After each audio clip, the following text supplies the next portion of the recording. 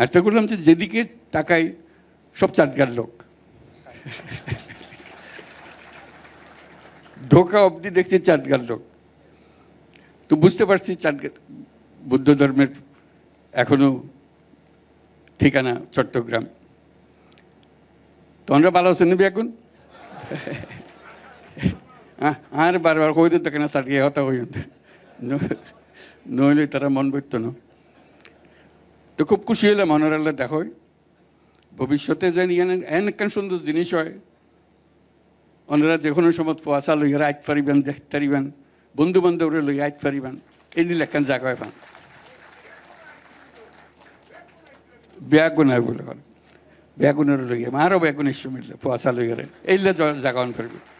আর মিলন মেলার কথা কই, মিলন মেলা তো এনে হতেও দিল হইতো না, এন জিনিস গরম ফুরিতে টানিয়ে আনন ফুরিবে, বেগুনারে পোয়াশা লইয়ারে যেন টানিয়াই।